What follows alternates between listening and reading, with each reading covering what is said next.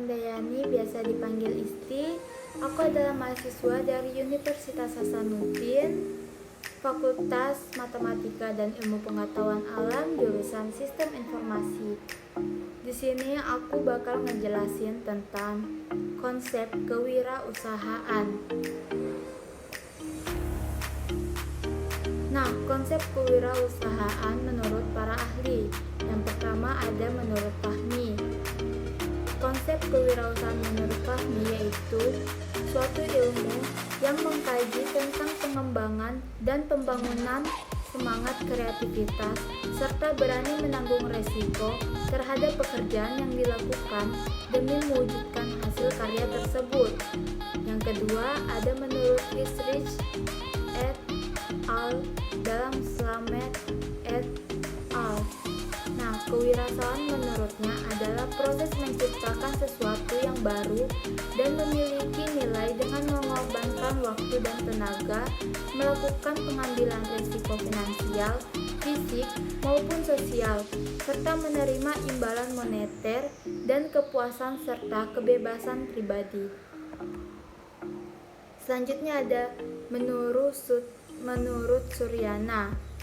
Terdapat fungsi dan peran wirausaha dapat dilihat melalui dua pendekatan, yaitu secara mikro dan makro. Secara mikro, wirausaha memiliki dua peran, yaitu sebagai penemu atau inovator dan perencana atau planner.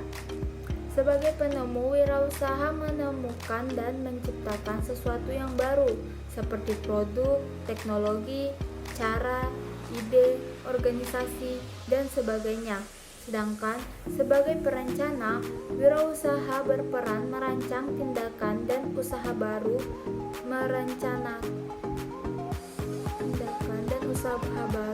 merencanakan strategi usaha baru, merencanakan ide-ide dan peluang dan meraih sukses, menciptakan organisasi perusahaan yang baru dan lain-lain. Sedangkan secara makro, peran wirausaha adalah menciptakan kemakmuran, pemerataan kekayaan, dan kesempatan kerja yang berfungsi sebagai mesin pertumbuhan perekonomian suatu negara. Pada tahun 2009 ada menurut Alma dan menurut Wirasasmita dalam Suryana. Nah, menurut Alma, terdapat beberapa keuntungan yang diterima, tetapi itu semua terdapat kerugian yang menjadi faktor penghambat dalam melakukan wirausaha.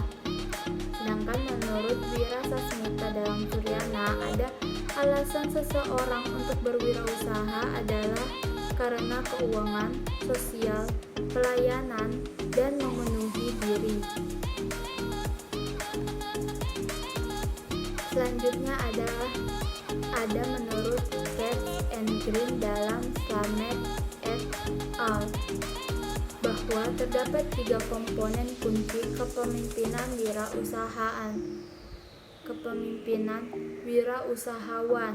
Yang pertama ada inovasi. Berbagai cara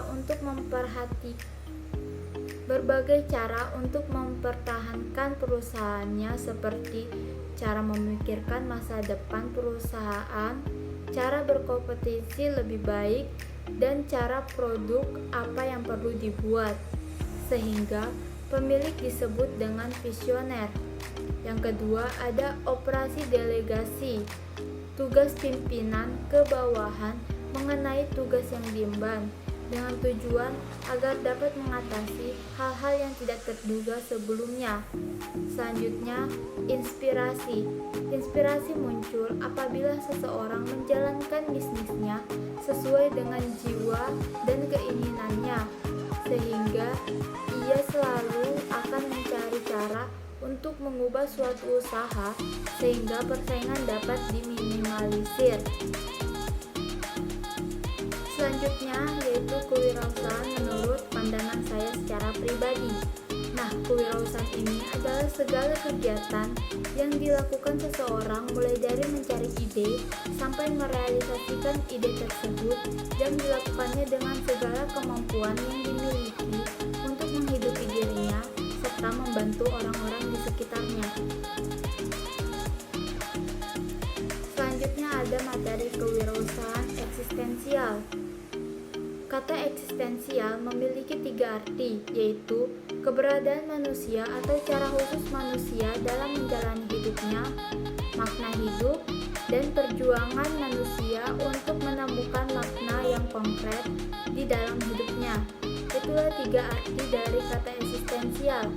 Nah, sedangkan kewirausahaan eksistensial adalah jalur aktualisasi potensi-potensi diri seperti bakat, sikap, pengetahuan, serta keterampilan untuk menciptakan dunia esok lebih baik dari dunia kini dengan menghasilkan produk atau jasa yang berfungsi meningkatkan kualitas hidup sesama manusia dan menyajikannya pada tingkat harga dan tempat yang terjangkau oleh pemakai atau konsumen yang membutuhkan serta mengendalikan konsekuensi penerimaan yang wajar bagi dirinya dan para stakeholders, dan mengendalikan dampak ke arah positif bagi komunitas lokal, komunitas bisnis, dan lingkungan global dengan menjadikan identitas bisnisnya sebagai simpul komunitas stakeholders.